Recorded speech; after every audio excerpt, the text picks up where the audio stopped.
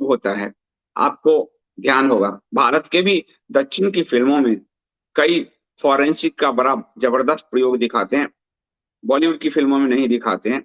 तो आप देखेंगे कि फॉरेंसिक का कैसे उपयोग जो किया जाता है सबूत इकट्ठा करने में।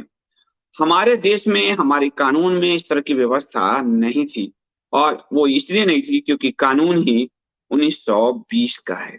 यानी अंग्रेजों के कानून से इसको आज तक चलाया जा रहा है।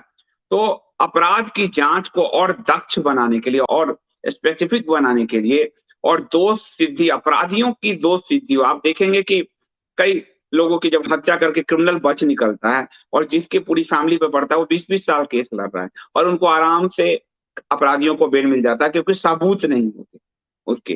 तो और इससे दोष सिद्धि दर बढ़ जाएगी। भाजपा सरकार के साथ ये दिक्कत है कि वो लॉ अच्छे बनाना चाहती है, किसान लॉ लेकिन प्रमोट नहीं कर पाई, भूमि अधिनियम वो प्रमोट नहीं कर पाई, वो पता नहीं क्यों नहीं बता पाती है, उसकी ये दिक्कत है। इसमें वो नहीं बता पाई पर ये कितना बड़ा चेंज है वो एक-एक आदमी के लाइफ को इसको प्रभावित करता है। तो 4 अप्रैल को ये लोकसभा में पारित हुआ था और 6 अप्रैल को जो है इसको राज्यसभा में पारित किया गया। ये औपनिवेशिक काल के का जो कैदियों की पहचान की प्रक्रिया 1920 थी, उसको बदलकर दंड प्रक्रिया शिनाख्त विधेयक 2022 किया गया है और यह बहुत ही महत्वपूर्ण विधेयक है। आज 100 साल हो चुका है, टेक्नोलॉजी बदल चुकी है, सारी प्रौद्योगिकी बदल चुकी है, लेकिन अभी तक वो अंग्रेजों के कानून था जिसके कारण क्रिमिनल्स बार-बार बच रहे थे। और आप सब जानते हैं कि क्राइम में 80% हरे टिड्डों की भागीदारी है। ये तो अनकहा सच है और जिसके कारण वो बार-बार बचते थे और बार-बार क्राइम करते थे। ये एक ऐसा लॉ बदलने का प्रयास है, इसको जो बदलाव लाया गया है और अब कानून का रूप लेगा जब राष्ट्रपति इस पे हस्ताक्षर करेंगे तो ये कानून बन जाएगा। अभी ये विधेयक है, लोकसभा में पारित हुआ, राज्यसभा में पारित हो चुका है। इससे होगा क्या? पहला कि किसी भी अपराधी का पूरा डाटा एनसीआरबी यानी अपराध रिकॉर्ड ब्यूरो के पास रहेगा और 75 साल तक रहेगा। 75 साल तक रहेगा। अपराध की जांच के दौरान कोई जो है बायोमेट्रिक सैंपल मिलता है तो उसे थाना जो है से एनसीआरबी को भेजेगा। इसके बाद एनसीआरबी जल्द ही ये बताएगा कि संबंधित बायोमेट्रिक नमूना किस अपराधी से मिलता है। यानी किसी थाने में हुआ, उसका बायोमेट्रिक नमूना भेजा एनसीआर का सेंट्रल एजेंसी के पास, वो पता करेगा कि गाड़ी ये तो तमिलनाडु का हरा टिड्डा है, ये इसके क्रिमिनल रिकॉर्ड है, वहां से उसको मैच करा देगा। इसके बाद जो है पूरा और उसका पूरा जो विवरण उस अपराधी का देश के सारे थानों को भेजा जाएगा। यानी वो कहीं भी क्राइम करेगा वो बचेगा नहीं।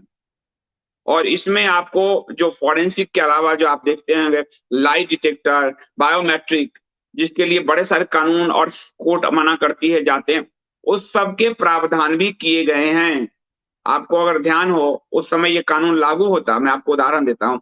तो करीम तेलगी जिसने आपको स्टाम्प पेपर घोटाला किया था, करीम तेलगी के जो लाई डिटेक्टर या वो जो टेस्ट हुआ था उसमें वो खुलेआम एक भारत के बड़े राजनेता का नाम ले रहा है, बड़े नेता का नाम ले रहा है। लेकिन चूंकि वो मान्य नहीं क्योंकि उसमें विदाउट कोर्ट के परमिशन से उसको किया गया था, वो नेता आज भी बचा हुआ है, पद्म विभूषण पाके घूम रहा है।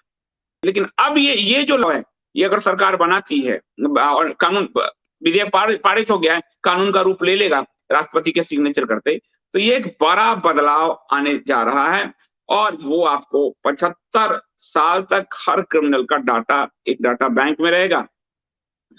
और इस पूरे मामले में जो है सबसे अत्याधुनिक पूरे प्रणाली को पुलिसिया प्रणाली को अत्याधुनिक तकनीक से लैस किया जा रहा है और ये साफ तौर पे आपने धूम फिल्म देखी होगी कि अपराधी से 2 कदम आगे पुलिस रहेगी, क्रिमिनल जांच एजेंसी रहेगी। ये आपके हमारे जीवन से जुड़ा हुआ है। हम कहीं भी क्राइम में फंस कोई भी क्रिमिनल हमारा शिकार बना लेता है, पर आप बहुत क्राइम की खबरों को इग्नोर करते हो। क्राइम आपके लाइफ का पार्ट बन चुका है। तो क्रिमिनल से 4 कदम आगे पुलिस हमेशा रहेगी। ये बड़ा विधेयक पारित किया गया है और इसका सबसे बड़ा लक्ष्य है, गृह मंत्री अमित शाह ने जो पेश किया, कहा दोष सिद्धि के अनुपात को बढ़ाना है। आज क्रिमिनल जस्टिस सिस्टम में पीड़ित को ही साबित करना पड़ता है अपराधी आराम से निकल जाते, आराम से बेल मिल जाता है, एंटीसिपेटरी बेल तक मिलता है हमको। तो वो दोष सिद्धि के दर को अब बढ़ाएगा, और जो पीड़ित पक्ष है उसको के ध्यान में रखा गया। अभी तक क्रिमिनल पक्ष को ध्यान में रखकर अंग्रेजों के कानून थे।